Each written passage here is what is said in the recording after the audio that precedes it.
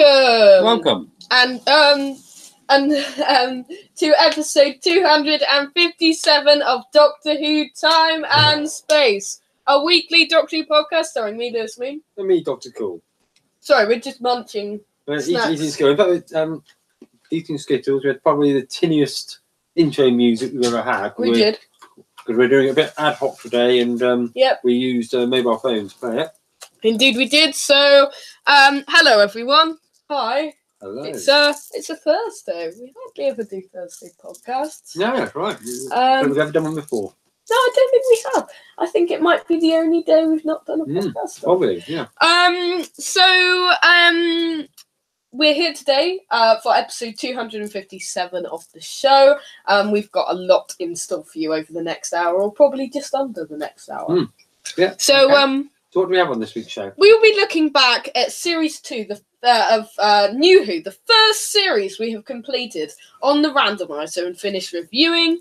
And we shall be looking at the Too Good, Too Bads. Will we just be looking at Too Good, Too Bads in episodes, or will we be looking at Too Good, Too Bads in overall as well? No, just episodes. Okay, cool. We've got a limited amount of time and we'll today, just talk about a bit. Stuff. So, yes, that's what we'll be discussing in our main feature. We'll also be doing a review of Human Nature, Family of Blood.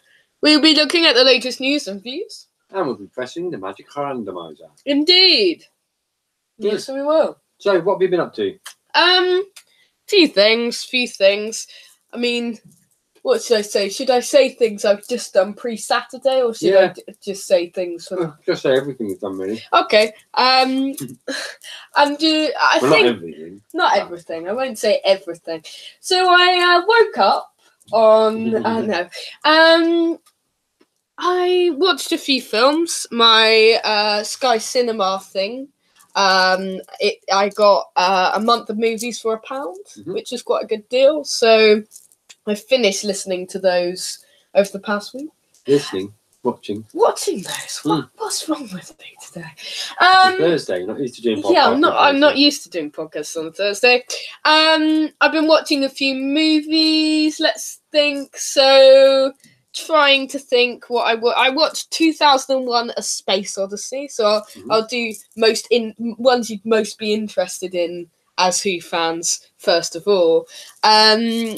Which I've got the unpopular opinion that it's boring and dull. It's very inspirational and creative and arty. Be interesting to see whether you like it in years to come. No. Whether you go into it. I don't think so. I've never seen it, so it's one of the many classics I've never got around to watching. What other classics haven't you watched? I've still not even watched Planet of the Apes. The original. I know. Yeah, that's an example of a classic I've not seen. True. Only watched Jurassic Park for the first time about a year ago. Yeah, you did. You've been avoiding these classics. Yes. But also I watched The Monster Squad. Yeah. Which was a very entertaining movie. Probably not as good as The Monster Club, which is a fantastic movie. Which one came first? Don't know, actually. But they're basically just exactly the same, aren't they? I've not seen Monster Squad. Monster Club it's got loads of people wearing obvious monster masks. Well, it looks like they're exactly the same then. Monster Squad, that was highly enjoyable. I also gave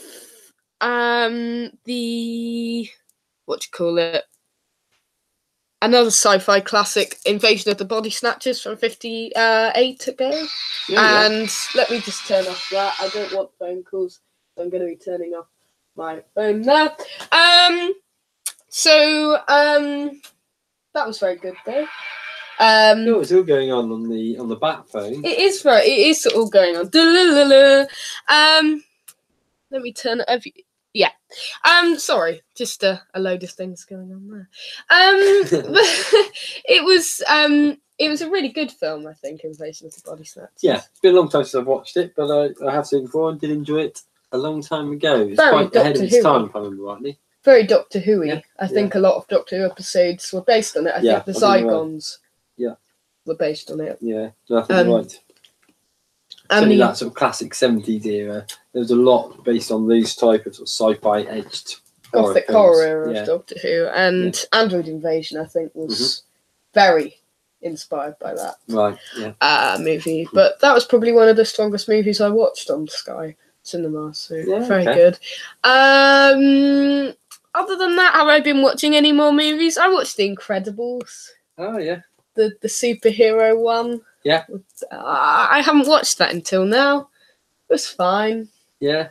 Didn't see what was total fuss. It's one of the better animated movies. Yeah. It's not quite seen that one either. So you've watched these films I've not seen, so I can't really comment on them. Don't know about any other movies. I'd probably... Oh, Superman 2 as well. No, that's a classic, Superman 2. Watched Superman 2 for the first time. Another one which may be surprising that I haven't watched. Yeah, no, that is good. That's my favourite of the Superman films, definitely. Yeah. But, I skipped number 1. Is number 1 good? No, it's boring.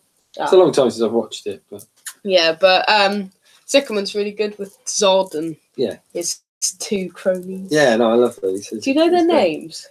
General Zod, Bod and Flod, probably. Oh, yeah. No, I can't remember. And they're all attending Comic-Con, I think, but we've got more news on Comic-Con later on in the show.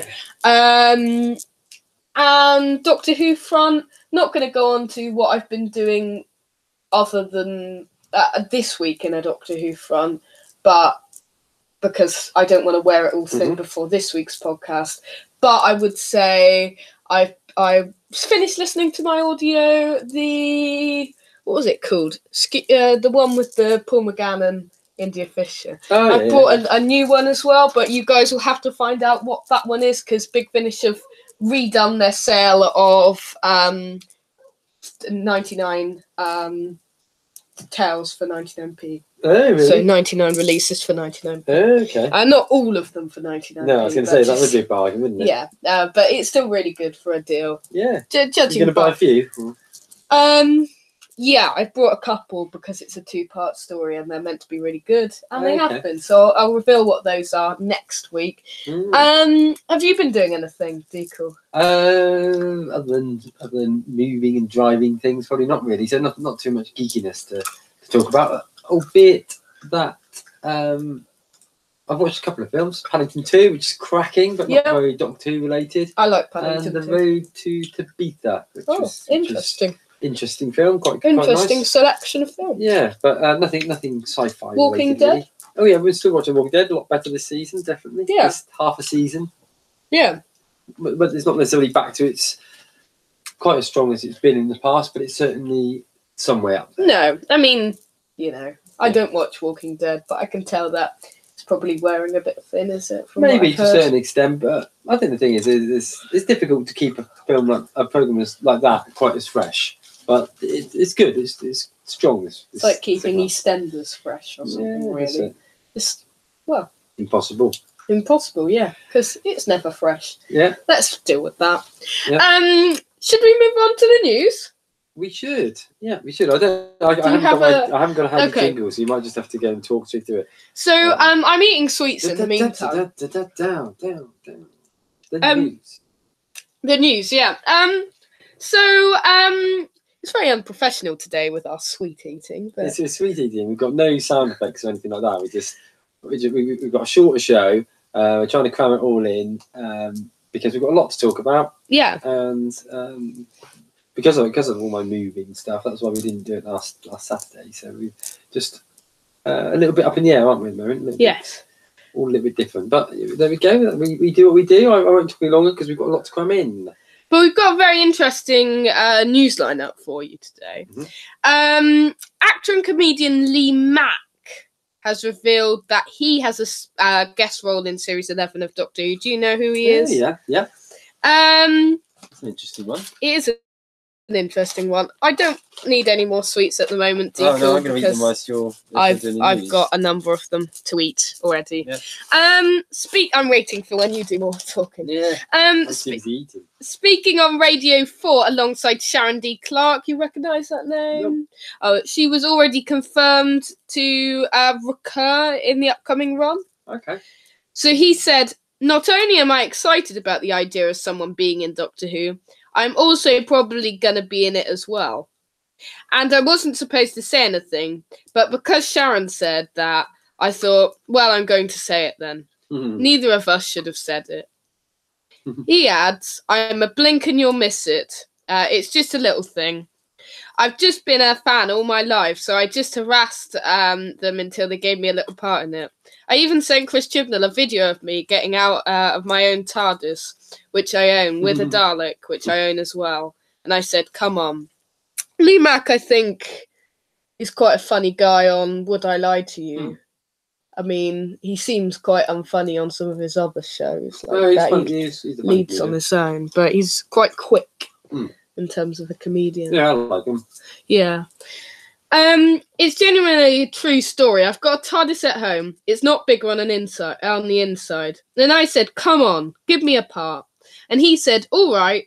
So that's what you need to do if you want a part in something. Just send a video to someone. You'll get the part. Now, I'm not going to get the part because they're going to say, we told you not to say anything. Sharon D. Clarke also disclosed that she'll be playing quite an important role in Series 10, so Series 11. So here's some interesting news. She'll be playing Graham, who's played by Bradley Walsh, his wife Mary, who we've heard rumours of that before, and that's what I predicted. And perhaps what Chris Chibnall said a few weeks ago, that family is a watchword for Series 11. Perhaps he means that literally. Perhaps he means that the TARDIS team are a family in some way, or at least one of the companions is one of their daughters or sons. So they're both, two of the companions are both married, are they? Or is she not one of the companions? She is. So there's Graham, Ryan, and Yasmin. And then Sharon D. Clarke will be playing a returning role in the series. That's all we know. So she won't be travelling with them? We don't know yet. She could be in sort of a Rory sort of role, perhaps. But the TARDIS is big on the inside, but it's not that big. It's not that big. No, it doesn't need 4 companions. It's like a chameleon style. They've never had 4 companions full time at the TARDIS, I don't think. So I don't think that would work. But she says, I mean, I don't know.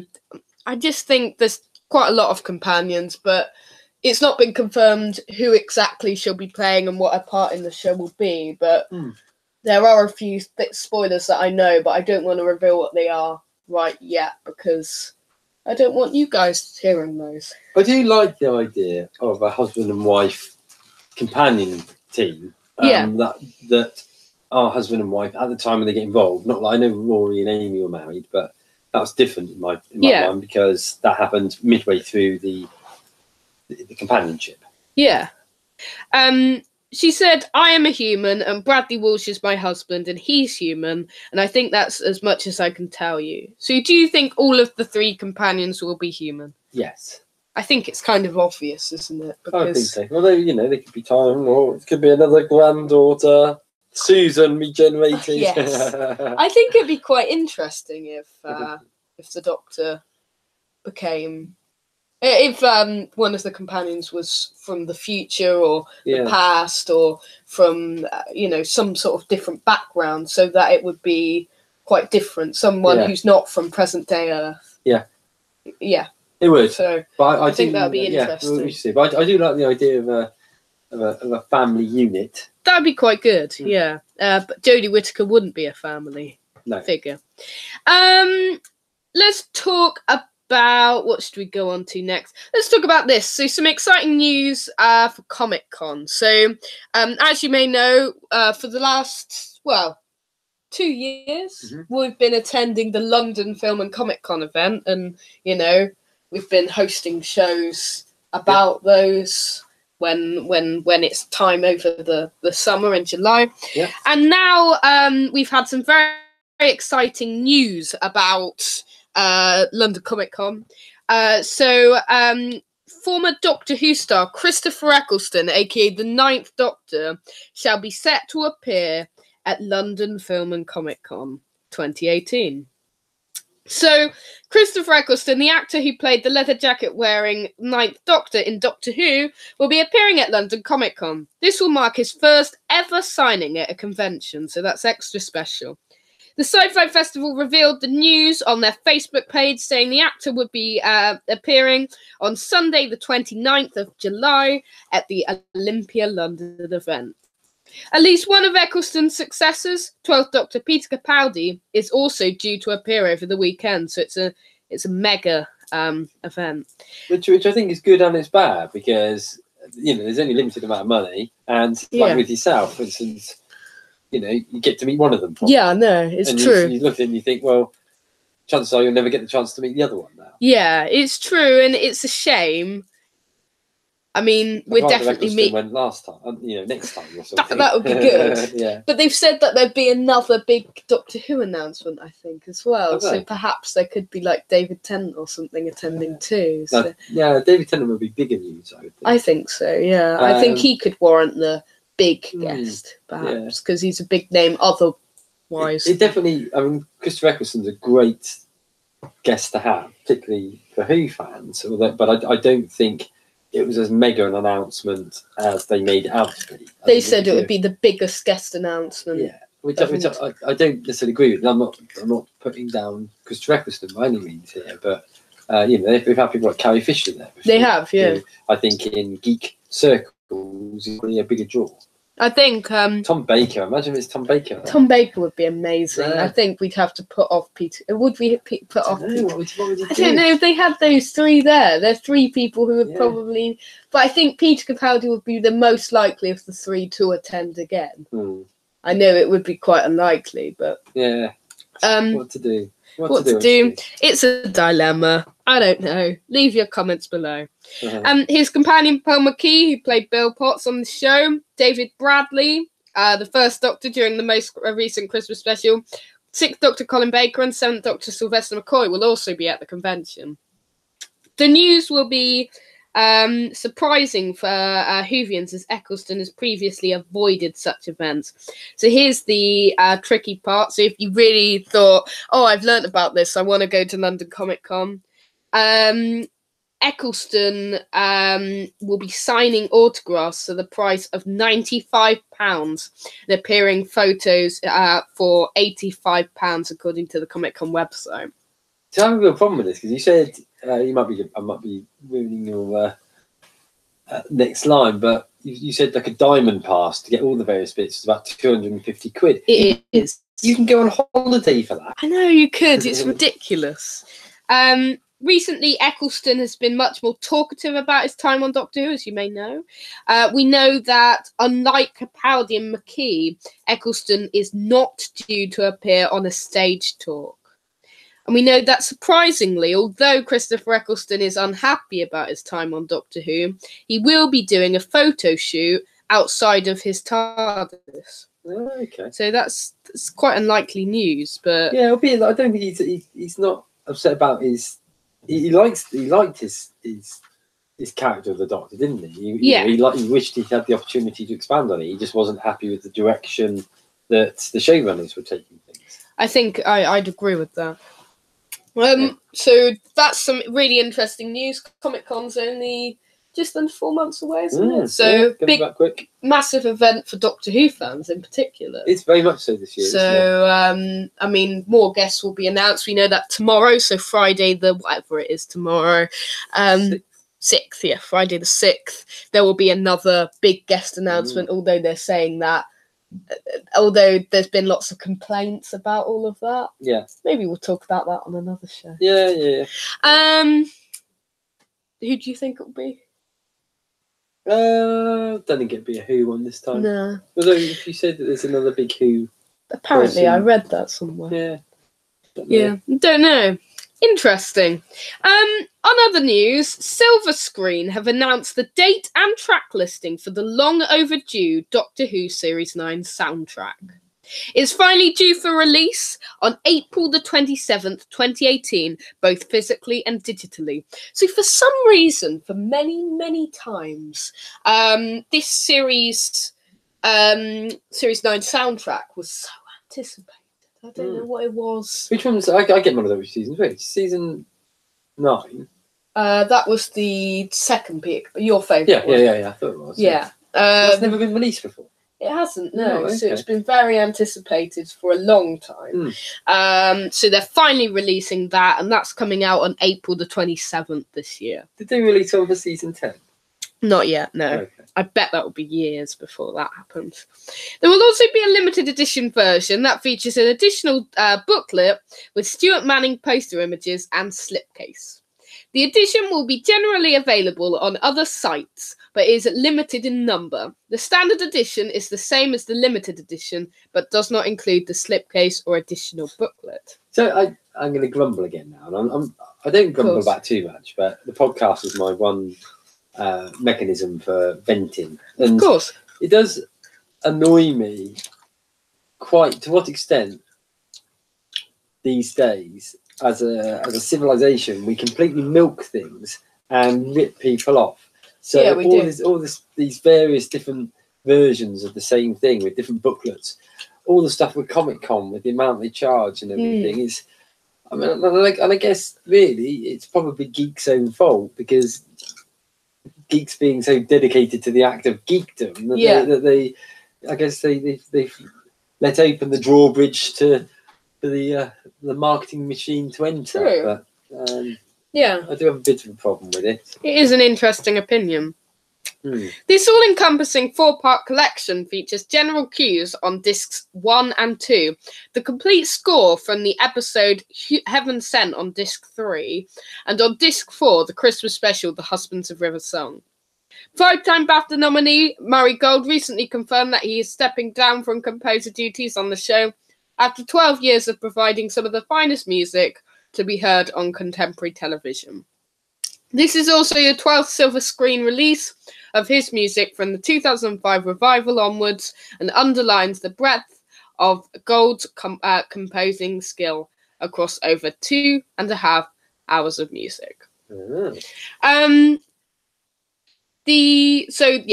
That's all you need to know about the Series 11 sound. Series 10, Series Series 8, 9. Pick a number, any number. Any number. Yes, what's your number, sir? Series 9 soundtrack. Yeah. Final bit of news today. Candy Jar Books is pleased to announce an exciting new collection of stories featuring Alistair Gordon Lethbridge Stewart. Hey. The Lethbridge Stewart short story collection comes off the back of the publisher's mission to find new writing talent in South Wales and beyond. In August 2017, Candy Jar offered aspiring writers and fans of the Lethbridge Stewart series the opportunity to pen their own chapter in the Lethbridge Stewart universe. The results are in, and Candy Jar has collected the best and brightest writers in the short story anthology. You never did it. No. Along with lots of other things I've never done.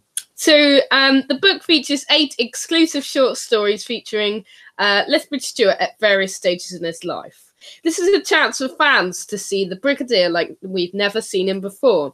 So the 8 stories are Shadows in the Glen by Richard Brewer, The Friendship Paradox by Thomas Firth, Special Responsibility by Gary Tinnams, Soldier in Time by Martin Gregory, The Man with the Red Case by Matthew Ball, The Brigadier Rides Again by Ross Hastings, In Machina Expert something by Anthony Robertson, and Burning Daylight by Paul Chase. The idea for the Lethbridge Stewart story, as well as many other stories, the book features young Alistair in World War II, the 1970s brig in action, and retired Alistair as he discovers the real nightmare of commuting. Customers are advised that this book will be a limited edition release, only available to purchase directly from Candy Jar Books for £8.99 and with limited copies available.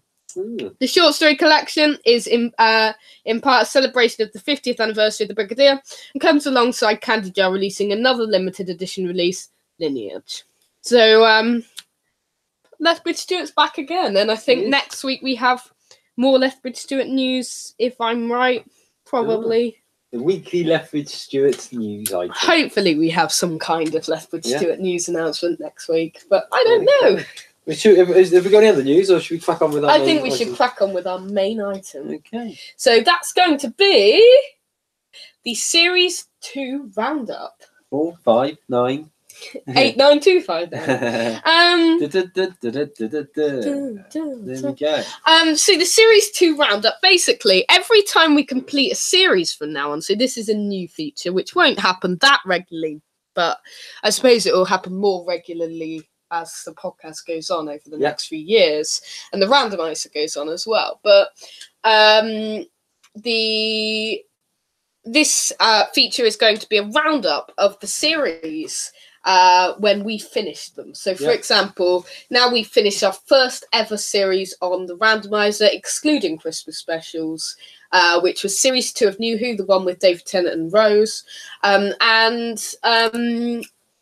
We're going to do an overview of it with Too Good, Too Bad on the episodes we like and not like so much. We're going to do an overview of some of the most notable moments, characters, and the series overall. Okay, so thinking about it, it might be worthwhile to start with if you just reel off what was in this series. So if you could just give a brief overview of what you think of each of the stories, should we say that? I think we should do that after Too Good to Bad. Okay. Yeah, but just read out the names. So there's New Earth. Yeah. There's Tooth and Claw. Yeah. There's School Reunion. Mm-hmm.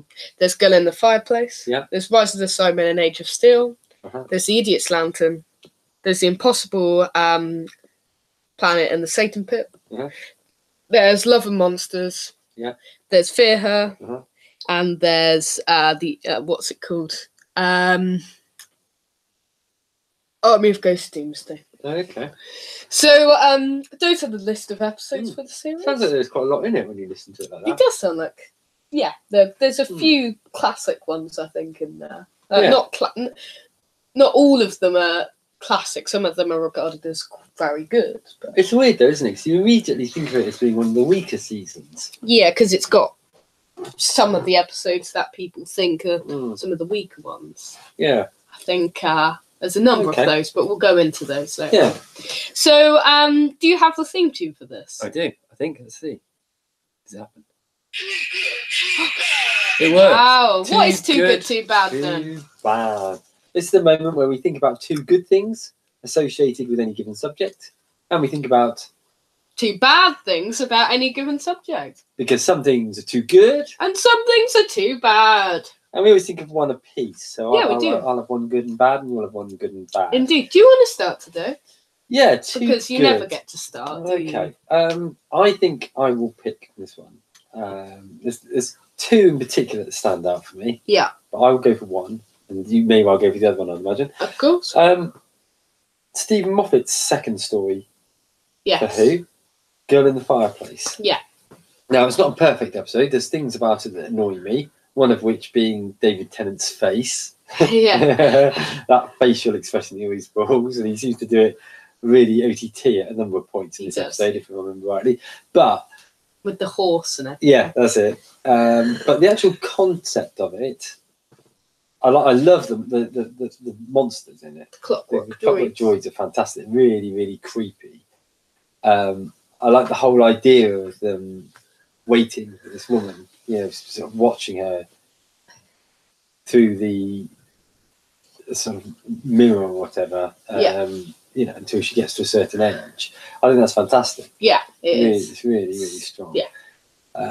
So there's bits I don't like about it. I think I find a little bit some of the Rose Mickey stuff a bit annoying. I don't really like the bit when Tennant's on the horse. When he comes into the building. Yeah. But it's also, though, got a really touching and sad ending. It does. It's lovely. To it, I think. Yeah. What are your views on it? I like Girl in the Fireplace. I think it is the strongest instalment of the series. Yeah. I think it's one of the stronger New Who episodes. Yeah. As you say, it's got a few annoying things in it. But overall, it's a fantastic episode. And once again shows how Stephen Moffat's episodes are just so fantastic, and all of his episodes from RTD's era are superb. And Yes, some they're of a the lot of the strongest strongest. episodes Yeah, definitely. from that said era. Yeah. And from New Who overall. Yeah. So, yeah. What would be your good? There's 3 really brilliant episodes in series 2, in my opinion. Okay. One of them was Girl in the Fireplace, which you've already mentioned. I'm going to go with School Reunion, though. I think that's my second favourite as well. And School Reunions, we watched that a few weeks ago, actually. Yeah. It's a really great and touching episode because we see Sarah Jane Smith, played by the wonderful late Elizabeth Sladen. Mm-hmm. It's a fantastic episode and such a reminiscent episode, and there's some really nice touches. I mean, probably a couple of annoying things in there, but overall it's a fantastic episode, and Sarah Jane is absolutely fantastic, and I like the relationship that Sarah and Rose have. It's overall a very entertaining and touching and nice Doctor Who episode that's really enjoyable and shows what's so great about the show. And it's definitely one of the stronger installments of the series. Yeah. What do you think of it? I thought it was really good. Really enjoyable one. I don't necessarily always like the episodes when there's a big gang of them all together, but I did like this. I thought it was strong. They worked well together. I thought. I'm always moaning about the whole Doctor companion relationship thing, and that came up again in this one. I think I was moaning about it when we did the review of it, but that they seemed to indicate that Sarah Jane had that same sort of crush for Tom Baker, and I know. I hate this. Annoying. Who would fancy Tom Baker in the right line? But that bit really bugged me. But as an actual story, it's really good fun. Yeah, and they bonded together as a team very well, I thought. Yeah, indeed. I think. What would you say is your bad? My bad for Too Good Too Bad. In my Too Good Too Bad, the bad is probably the second worst Doctor Who episode that I've seen. Yeah. Of all time. Behind Paradise Towers. Paradise Towers, and that's Fear Her. Which is just awful. It's an embarrassment to watch. It is probably the second, maybe third worst episode that I've seen. Really crap monster.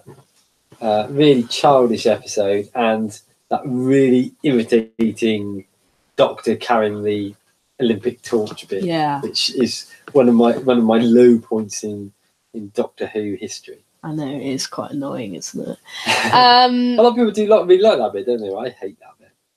Lots of people hate that episode, though. Yeah, it is including us. Mm-hmm.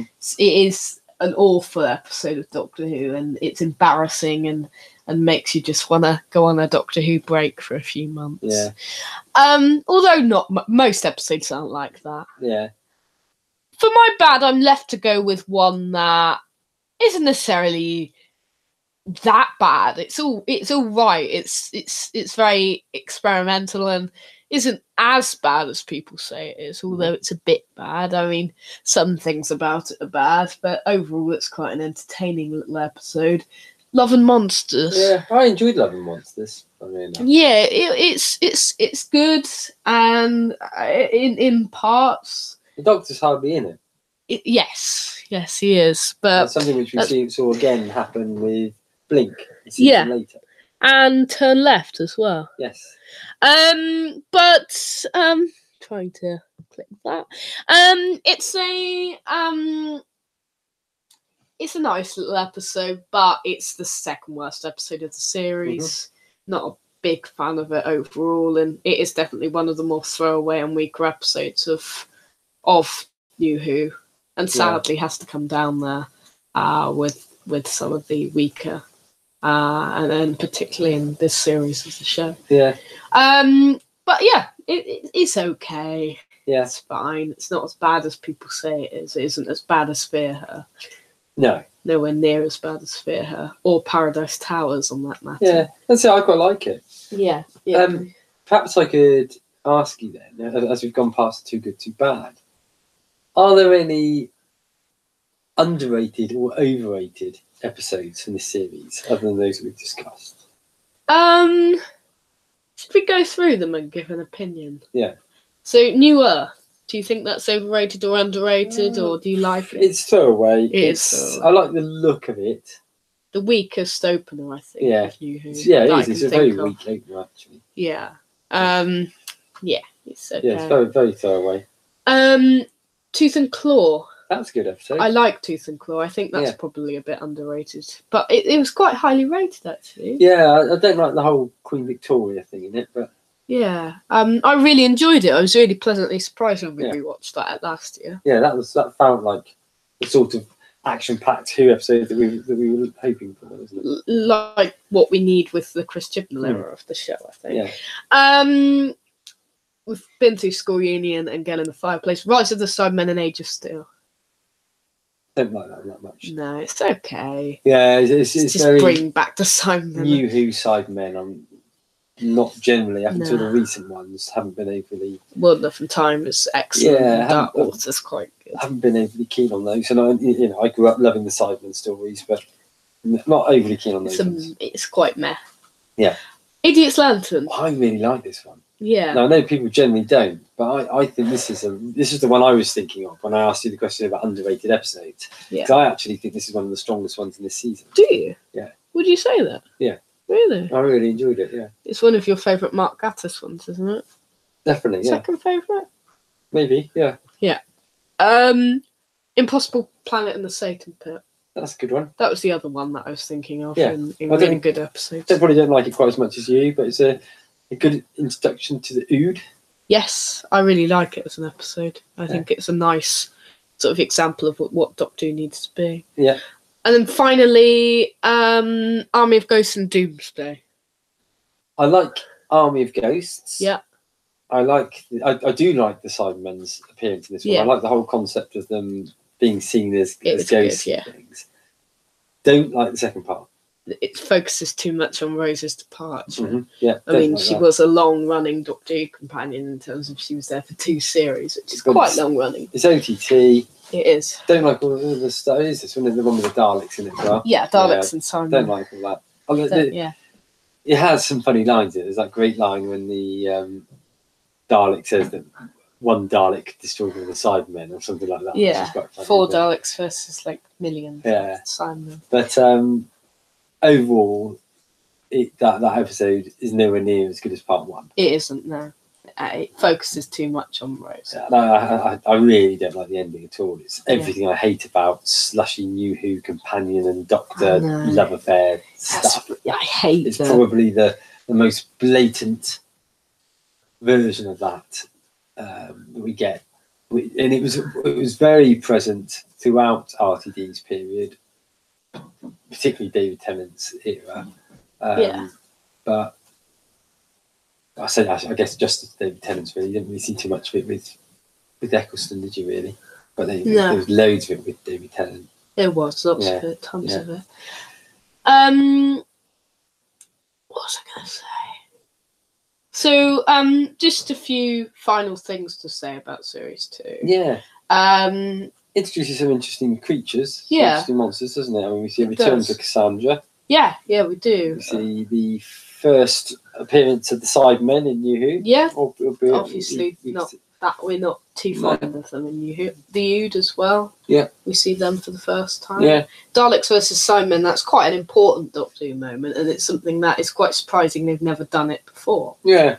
But but it's also a good demonstration of probably why they shouldn't do it. Yeah. Because it just becomes all about that. Yeah, it's just a bit OTT, isn't it? Yeah.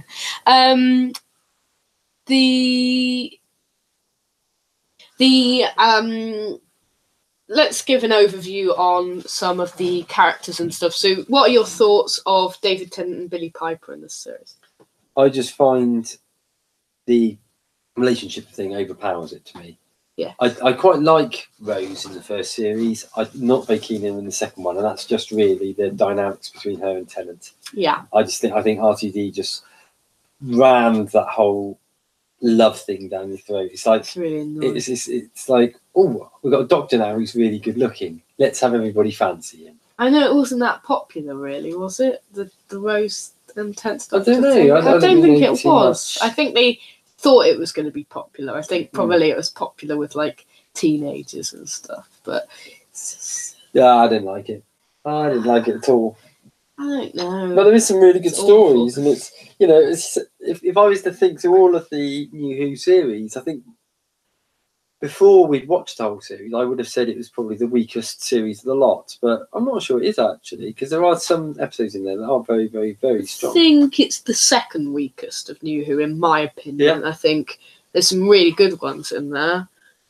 But, I mean, I don't think it's as good as some of the others. Maybe the third weakest. I don't know. I think Versing It versus Series 7, I don't know. But Series 6 is my least favourite. The one with the silence. Yeah. It's just, there's too much wrong with it and it focuses too much on the story arcs. But that's when we get to the Series 6 overview. Yeah.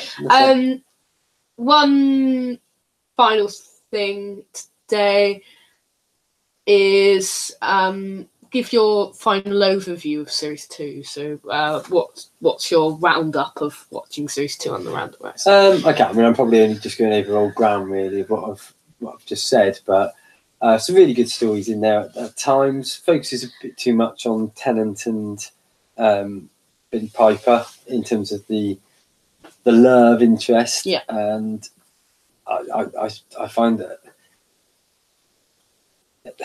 it's just too much. Yeah. It's just too much, that. It is. Yeah, and it culminates in that really horrible sequence at the end where she says she loves him and he sort of says it back, kinda. And then he whispers it in her ear. And God, it makes me mad. Metacrisis 10. And, No. My overview, there's some good ones in here. I hate the relationship between Tennant and Rose. I hate all lovey things in Doctor Who. I don't think that's the place Doctor Who needs to be. Between the Doctor and his companions, it's okay between companions and companions, or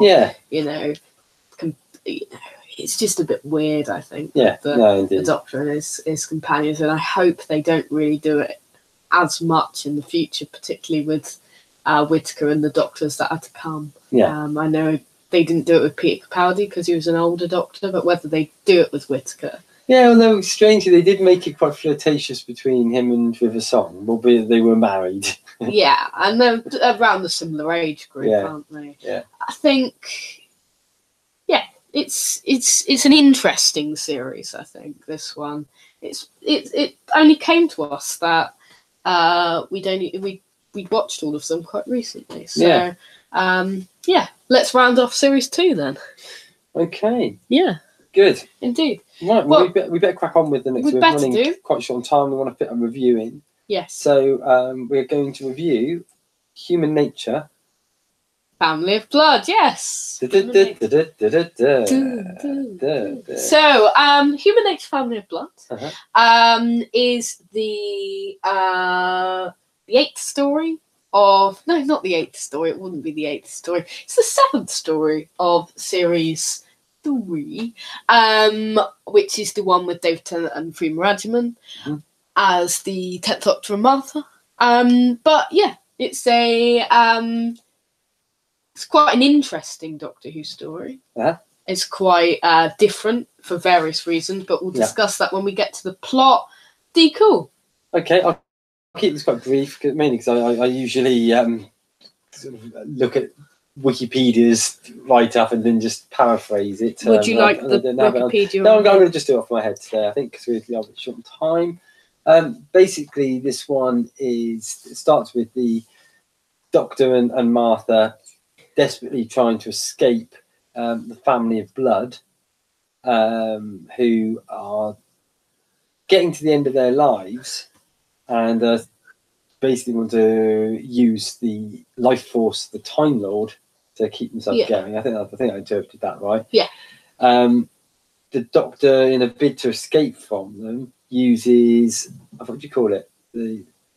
the gizmo that turns him into a human. Fob watch. Yeah, so it's a fob watch, but there's a name for it, isn't there? I can't remember what it is now. Chameleon arc. The chameleon arc, that's right. So he uses this chameleon arc, which transforms him physically into the body of a human, and he basically becomes a 1913 teacher at a school.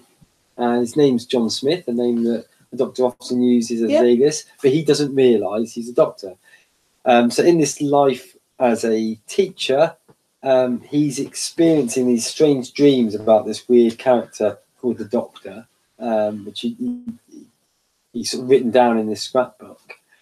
He falls in love with the matron at the school. In the meantime, the Family of Blood can't locate him because they can't pick up on the Time Lord energy, but they still are looking for sort of things that are suspicious that may lead them to where the Doctor is. Eventually, you mentioned about the chameleon arc. That's disguised in a watch, and basically, as soon as the Doctor would open that, the Time Lord energy would come out of it, back into him, and he would then revert back to being a Time Lord. But they're hoping that they can keep him hidden long enough so that the Family of Blood stop tracking them. This boy at the school picks up the watch, opens it, and gets all these messages coming through from the Time Lord essence, or whatever you want to call it. And this is picked up by the Family of Blood, who then start trying to hunt them down. And the Doctor is left with this dilemma as he starts to learn more and more about who he really is. It's a character he doesn't want to become because he's fallen in love with the matron. Yeah, indeed. It's a very interesting and poignant Doctor Who story. Yeah. Initial thoughts? I think this is a very important one for me because this was the first ever Doctor Who story I watched. It's a strange one for me to watch. It's a very odd first episode, isn't it? It's a very odd one. Not that you would have known that. But it could have been. You could have watched Fear Her, and then it probably would have put you off for life. It engaged me, although I might have liked it back then because I didn't have much taste in. Well, you were a boy, a young boy. Like most young boys, never have any taste in anything. But I love Family of Blood, Human Nature Family of Blood. It brought me into the show for the first time, and I'm very grateful for it, which is why I give it high scores and why I think of it so fondly as a Doctor Who story. Okay. What do you think of it? Yeah, it's one of my favourites, actually. It's very, very different. There are issues with it, but I'll come on to those in a minute with the Too Good, Too Bad. But overall, probably one of the most enjoyable New Who episodes we've had. It is very enjoyable. And when you look at the fact it's back-to-back with Blink, it immediately makes this series one of the best. Albeit, there are some duffers in it as well, aren't there? But it's two back-to-back, probably the best back-to-back episodes of all time. I think it is, yeah. So, on that note... Too good, too bad. Well, we ask ourselves two good things about any given subject. In this case, Human Nature, Family of Blood. And two bad things about any given subject. In this case, Human Nature, Family of Blood. Because some things are too good. And some things are too bad. So, too good, too bad. We've got about 5, 6, 7 minutes to polish this off. What have we got on the too good, too bad front? Are you going to go first? Too good? I'll go. Yeah. Too good, too bad. I'd say too good. I'd have to say the concept of the Doctor forgetting who he is and getting stuck. I think the whole concept of this story is just amazing and sets up for a brilliant Doctor Who story with some fantastic villains. With some and some intriguing concepts. The concept's good. The setting is also really strong. It is very strong, and I really like I really like the 1913 and the overtures for the upcoming war. The concept of this story is absolutely amazing, and it's lovely to see the stuff that shapes around that, and obviously it's very different and original. And Paul Cornell, who wrote one of my other favourites of New Who, which is Father's Day, is a brilliant writer and brought so much to this this story. So it's wonderful to see him come back and write the story. So yeah. My good would have to be, I think, the villains, the Family of Blood. Yeah, are great. They are, yeah. Really good. I don't know the names of the actors or everything, but they're a really motley crew. I think the guy that was in Game of Thrones as the Targaryen bloke. He's fantastic. Which one? The young one? Yeah, the young one. He's fantastic in it. He's really slimy and horrible, just like he was in Game of Thrones. Yeah. But I like the way they take the body. Obviously, coupled with that, whilst we're talking about good villains, the Scarecrow are actually very old Who, classic Who type monsters that bring a certain creepiness to it. They do, yeah. I mean, I know some people think they're a bit rubbish, the Scarecrows, but but I actually really like them. Yeah, I think they're quite creepy. Two bads. I'm gonna say, I might be stealing your bad. Do you have two bads? I've got two bads. Two bads myself. I'm going to be saying something I spotted in the story. So there's one line that I really hate as well. Yeah, there's one line in the story which is probably the only thing I can pick apart about the story. Is that one line when Martha says the doctor fell in love with a human and it wasn't me. Yeah, I know. And that's once again reiterating the fact that me and Deco absolutely loathe companion relationships. Yeah. But I just think, just give up, Martha. The doctor doesn't love you. He shouldn't love a human.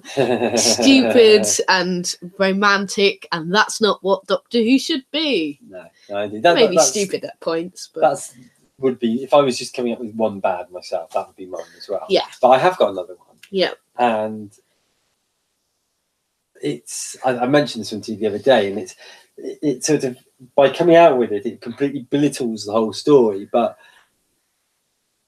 I don't understand why the Doctor would have used the chameleon arc, because he's come up against things far worse than the Family of Blood, and he hasn't run away from them and hidden. Yeah. And I don't know why he would have decided to have hidden from them and not hidden from anything else ever. Indeed. So, when he does come back, he defeats them really, really easily. So I don't actually, whilst if it didn't happen, it would ruin the story completely and we wouldn't have had a really great story. I don't think the Doctor would have used the chameleon. Yeah, no. So that's my bad. My bad is that the whole concept of the story, which is one of the goods, is actually bad. Yeah. I think so yeah, some really good two good, two bads. I always say I think it's a fantastic story though, and I feel harsh with my bad. So should we do the scores? Yeah, you better do. Monsters. It's Family Blood, they're great, they're 9s. Pace. Really good pace, 9. So that's 9 plus 9. Yep. What was the other ones? Threat. It's interesting, that one, isn't it? Because as I said, he's faced bigger threats before, but for John Smith rather than the Doctor, it's got to be a 9. Yes. Yeah. Story. Great story, 9. And the other one. What's the other one? Excitement. 8. So that's 44 out of 50, which is a brilliant score for a Doctor Who episode, and a brilliant episode. Yeah. What would you give it overall? Probably about 9.3, I'd say. 9.3, 9.4, something like that. Part 1, Part 2? Yeah. Part 2 slightly better. Probably perhaps 9.3, 9.4, something like that. I think I'd say 9. What did I say? 9.4, 9.7, did I? Something like that. I know you gave the second part really high. I gave it either 9.6 or 9.7. The other thing, overall, it's 9.6. we could have said in the two good is the end sequence. It's fantastic. The end sequences. Do you mean the bit where... There's a double one, really, isn't there? Yeah. There's the Family of Blood. Yeah. Being trapped in all of the mirrors and the creaks and. Yeah, and there's the very touching scene between the Doctor and the matron. Yes, there is. Yeah. That's very touching. It's a very nice ending. Yeah. What Anything else to say on Family of Blood? Probably not really, no. Okay. We need to wrap up quite quick anyway, so... Yes. Randomizer, we haven't got the randomizer, but we actually, rather than using our own randomizer, we used one on the internet. We did. Just before we started the show. We did use a randomizer. And it came up with... It came up with a episode from Series 6, and that is the God Complex, which means that very soon we'll be concluding Series 6. Yeah. Because we'll be doing an overview of that with the... Because we've only got closing time left after that. Really? So we'll be doing an overview on that quite soon. No, we've got the opener, haven't we? We haven't watched that. Okay. I lie. So, speeding us along, what else do we have on next week's show? Next week on episode 258, we are going to be discussing. We are going to be doing a writer's analysis. Who are we doing it on? We're doing it on. Did we do it on David Whittaker last time? Yeah. We're doing it on. I can't think of his name. That's right. We'll be surprised. We're doing it with that person who I can't remember their names. You can think of that on Saturday. Yeah. We'll be reviewing the God Complex. Yes. Yes, indeed. Sorry, just thinking aloud then. We'll be looking at the latest news and views. And we will be pressing the magic randomizer once more. We better round it up with that on that note. Yes, you can listen to next week's episode on Podomatic at Doctor Time and Space. So please listen to it there. So thank you for tuning in today. We will see you next time. Same space. Goodbye.